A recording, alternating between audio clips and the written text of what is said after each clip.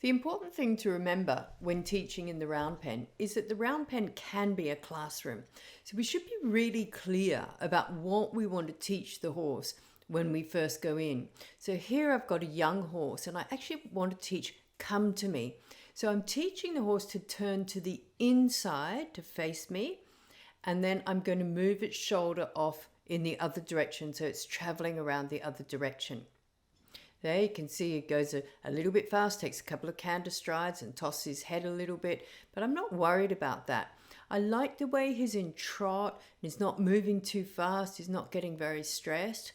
Here I'm stepping backwards, I'm giving him space to move. There we go, he goes in the other direction. So this is the first start. I'm starting to shape this behavior. I'm using shaping. I'm getting a little bit of the behavior I want. I want him to come to me. Then I made go a little bit faster then because he made the mistake of turning back and going in the same direction. So I said, okay, we'll go a little bit faster, increase your emotional level a little bit, then I'm going to ask you again. And so here we are. Now he's looking at me. I like that. That's a little bit of the behavior that I want. So I'm going to go up to him, see if I can pat him.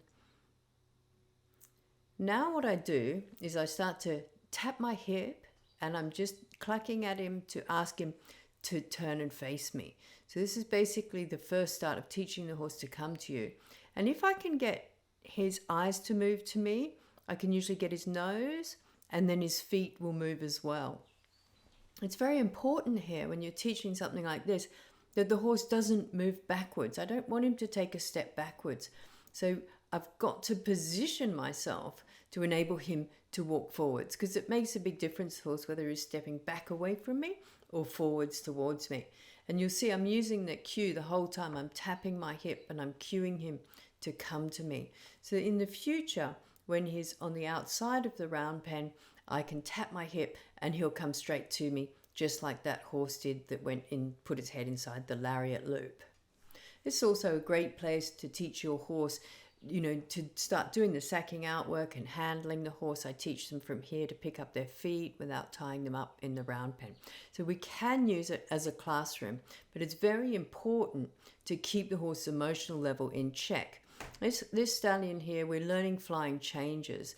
And you see he just changed there, but he only changed in front. He didn't change behind. The advantage of the round pen to teach something like flying changes is that if your horse is only changing in front and not behind, you can push its shoulder away from you and get it to change behind. There he made the mistake of turning outside, so I need to correct that. I don't want an outside turn. You see, I need to correct that. I need to turn him the other way. And then I take the pressure off for a minute and let him trot forwards. And then I ask him for an inside turn. There we get the correct direction of the turn, but the flying change was 2 strides late. So this is what I'm working on here. What happens in this lesson with this stallion is he gets a bit confused about the turn, and he gets a bit upset with me pushing him forward. And so in a moment, I'm going to just take the pressure off him. So right there, he kicked at me. All right. So that tells me that he's under too much pressure and that he's, really starting to show some conflict behaviors. So I need to change something that I'm doing. And here, what I'm finding, he's getting worse, not better. So he's making more outside turns, which means he's trying to get away from me. He's not really focused on what we're doing. And so I'm actually getting worse rather than better. So for me, this is a good time to then say, okay, we've got a nice clean change there.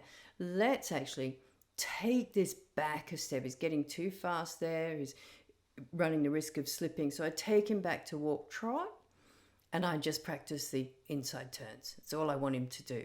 You can see my cue for an inside turn is to step backwards and open my shoulders and invite his nose into me. I think it's very important that we use the round pen like a classroom and go in with very specific things to teach the horse. So when I do it, I teach 3 things in the round pen. The first thing is outside turns, and I just do a few. Most horses will turn quite easily to the outside, and that's not difficult. To teach the outside turn, I walk about a few meters in front of the horse's nose and I cut the horse off. I then teach inside turns, which is what we're doing here. And you'll see I step across to give the horse space, then me stepping across, and I'm inviting his nose in. So I'm very open with my shoulders, whereas the outside turn, I'm really pushing his nose into the fence.